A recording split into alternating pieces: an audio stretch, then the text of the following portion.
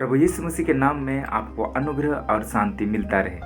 आज का अध्ययन भजन संहिता 5 अध्याय से है। यहाँ लिखा है, हे यहोवा मेरे वचनों पर कान लगा, मेरे कराहने की ओर ध्यान लगा।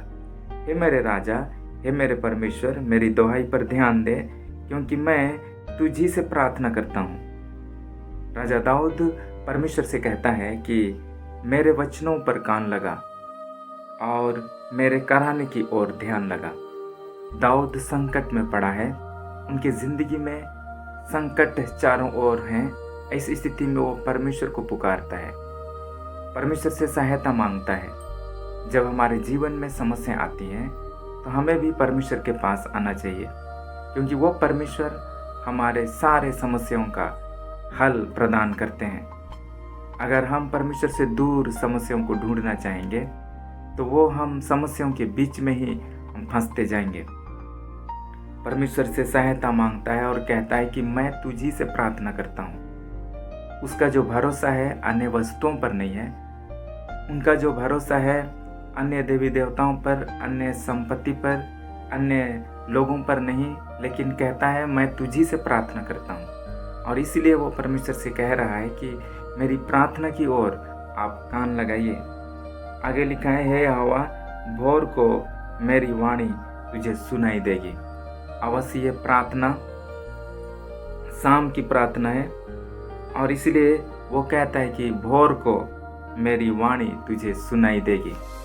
और दाऊद को, जो परमेश्वर से प्रेम करने वाला, परमेश्वर को ढूंढने वाला, खोजने वाला है, उनको मालूम है कि अगली सुबह को, भोर को जब वो उठेगा वो परमेश्वर से प्रार्थना करेगा। क्या हम प्रति भोर को परमेश्वर से प्रार्थना मांगते हैं, परमेश्वर के पास आते हैं, उनको ढूंढते हैं, उनके वचनों को सुनने के लिए हम तैयार रहते हैं। जब हम अपना दिन का शुरुआत करते हैं तो हमें परमेश्वर से एक आशा होता है, परमेश्वर से हमें मदद चाहिए होता है, या हम अपनी ही ताकत, अपनी बुद्धि के अनुसार इस जीवन में हम जी रहे हैं। आगे लिखा है, मैं भोर को प्रार्थना करके तेरी बाट जोहूँगा। दाऊद कहता है कि मैं सुबह को प्रार्थना करके आपका इंतजार करूँगा। दाऊद को परमेश्वर का आशा है, दाऊद को परमेश्वर से उम्मीदें हैं। उनके जीवन में जो कुछ भी वो करना चाहता है उसमें परमेश्वर को पहला स्थान वो देता है, परमेश्वर से सहायता मांगता है, परमेश्वर से मार्गदर्शन वो चाहता है। आगे के जो पद हैं उसमें हम परमेश्वर के कैरेक्टर को हम देखते हैं। दाऊद अपने प्रार्थना में परमेश्वर के कैरेक्टर को, परमेश्वर के गुणों को, परमेश्वर कौन है, इस बात को उसने प्रकट किया है। जब हम प्रभु के पास आते हैं तो हमें प्रार्थना करने से पहले जानना है कि वो परमेश्वर कौन है, वो परमेश्वर का गुण क्या है, वो परमेश्वर कैसे हैं। जब हम ये जान करके परमेश्वर से प्रार्थना करते हैं तो वो प्रार्थना अधिक गहरा होता है और हमारा प्रार्थना ग्रहण योग्य होता है, क्योंकि हम उसी आधार से परमेश्वर से मांगते हैं। अगर हम परमेश्वर के विषय में नहीं जानते हैं, परमेश्वर के पास आते हैं, उनसे हम मांगते हैं, तो हमें ये नहीं पता होता कि हम किससे मांग रहे हैं। आगे जो लिखा है 4 पद से आगे, क्योंकि तू ऐसा ईश्वर नहीं जो दुष्टता से प्रसन्न हो, बुराई तेरे साथ नहीं रह सकती, घमंडी तेरे सम्मुख खड़े होने ना पाएंगे। तुझे सब अनर्थकारियों से घृणा है, तू उनको जो झूठ बोलते हैं नष्ट करेगा। यहोवा तो हत्यारे और छली मनुष्य से घृणा करता है। दाऊद को पता है कि परमेश्वर का क्या कैरेक्टर है, परमेश्वर कौन है, परमेश्वर को क्या पसंद, क्या नहीं पसंद है, और ये सब कुछ जानने के बाद ही वो परमेश्वर से प्रार्थना कर रहा है, परमेश्वर से सहायता मांग रहा है। बाइबल में लिखा है, तू ऐसा ईश्वर नहीं जो दुष्टता से प्रसन्न हो, बुराई तेरे साथ नहीं रह सकती, घमंडी तेरे सम्मुख खड़े होने ना पाएंगे। तुझे सब अनर्थकारियों से घृणा है, तू उनको जो झूठ बोलते हैं नष्ट करेगा। यहोवा तो हत्यारे और छली मनुष्य से घृणा करता है। जब हम इन बातों को जानते हैं, परमेश्वर का वचन क्या कहता है, परमेश्वर का गुण क्या है, परमेश्वर को क्या पसंद नहीं पसंद है, और उसी तरह से हम अपने जीवन को प्रिपेयर करके, उसी तरह से अपने जीवन को बना करके जब हम प्रभु के पास आते हैं, उसे गिड़गिड़ाते हैं, उसे हम प्रार्थना करते हैं, तो अवश्य ही वो प्रार्थना को परमेश्वर स्वीकार करता है। परमेश्वर के पास आने से पहले हमें मालूम होना चाहिए कि हमारा परमेश्वर जो पवित्र परमेश्वर है वो पाप से घृणा करता है, घमंडियों से वो नफरत करता है, झूठ बोलने वालों से वो नफरत करता है, हत्यारे और छली मनुष्य से वो घृणा करता है। इन सारी चीज़ों को अगर हम जान गए हैं, अगर हमारे जीवन में झूठ है, अगर हमारे जीवन में क्रोध है, हमारे जीवन में घमंड है, तो हम प्रभु के पास जब हम आते हैं उससे पहले हमें अपने पापों के प्रति क्षमा मांगना चाहिए। उससे हमें प्रार्थना करना चाहिए कि प्रभु मेरे जीवन में जो पाप है, गुनाह है, उनको अब दूर कीजिए, अपने लहू से मुझे धो दीजिए, साफ कीजिए, और तब हम प्रभु के पास आएंगे। अन्यथा अगर हम परमेश्वर को नहीं जानते हैं कि वो परमेश्वर कैसा परमेश्वर है, तो हम यूं ही अपनी समस्याओं को लेकर के आएंगे। लेकिन अगर हम उस परमेश्वर के साथ सहभागिता रखना चाहते हैं तो हमें उस परमेश्वर को जानना है, और वो परमेश्वर हमारे बारे में क्या कहता है, वो परमेश्वर हमसे क्या उम्मीदें रखता है, इस चीज़ को हमें पहले जानना है। जैसे दाऊद को पहले से मालूम था कि वो परमेश्वर कैसा परमेश्वर है।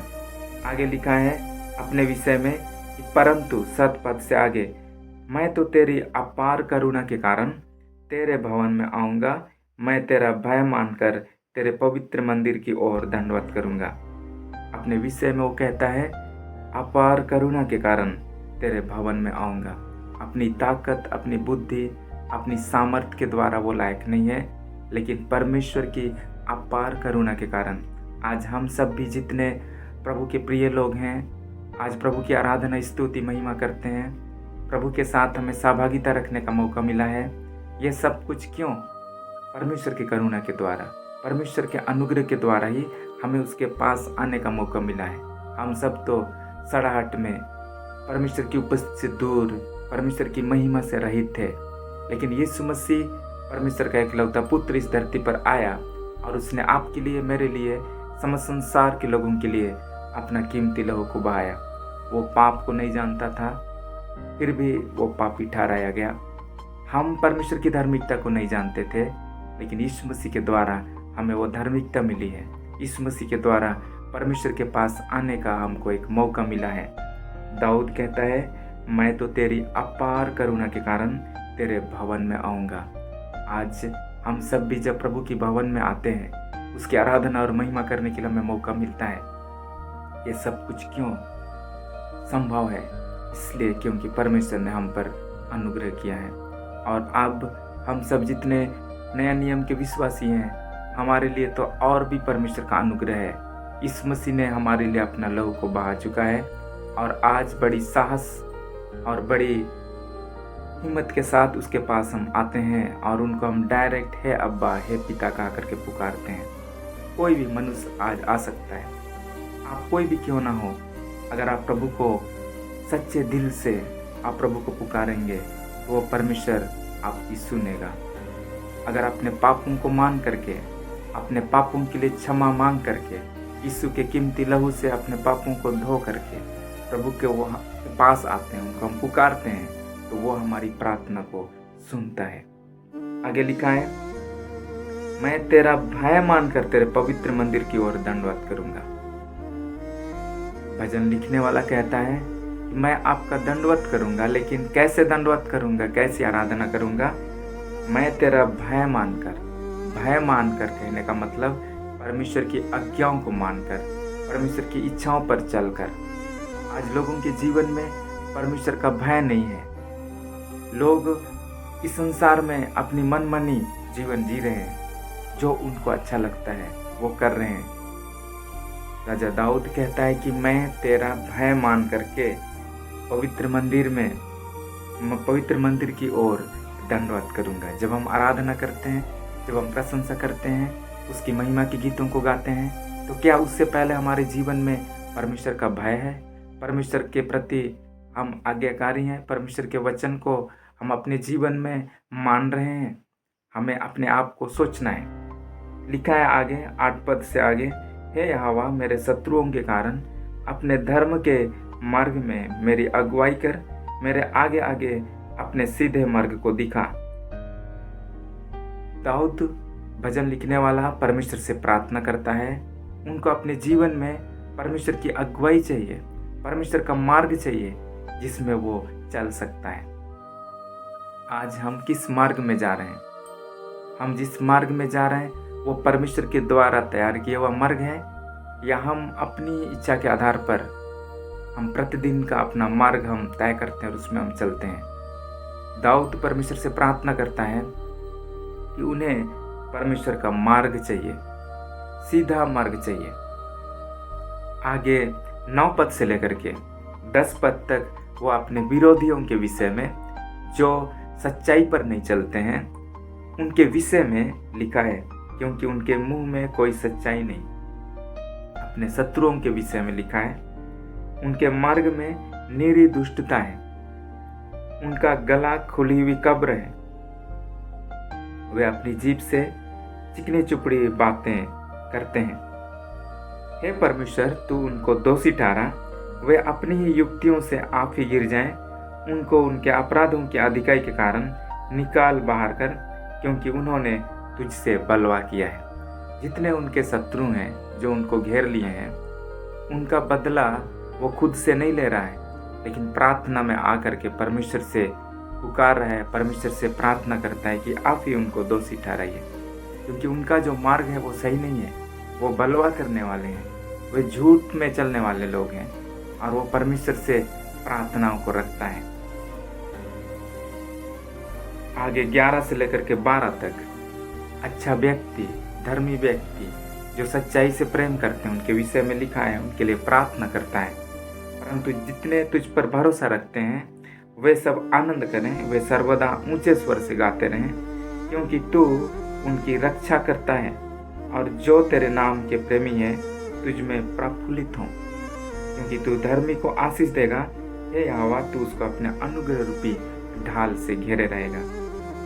क्या हम उन सारे विश्वासियों के लिए, उन सारे प्रभु के प्रिय लोगों के लिए जो उनके मार्ग पर चलते हैं, उनके लिए क्या हम प्रार्थना करते हैं?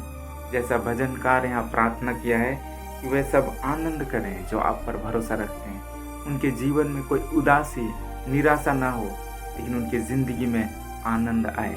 और इसलिए परमेश्वर अपने लोगों को अपने आनंद से वो भरता है। दुनिया में लोगों के पास बहुत सारा धन संपत्ति है, जितने झूठ में चलने वाले, जो सच्चाई से बिल्कुल दूर हैं, उनके जीवन में भी धन दौलत की कमी नहीं है। उनके जीवन में शारीरिक रीति से वे बहुत ही मजबूत हैं, आर्थिक रीति से मजबूत हैं, लेकिन हो सकता है उनके जीवन में आनंद नहीं है। लेकिन बाइबल में लिखा है, भजनकार प्रार्थना करता है कि जो आप पर भरोसा रखते हैं वो आनंद करें।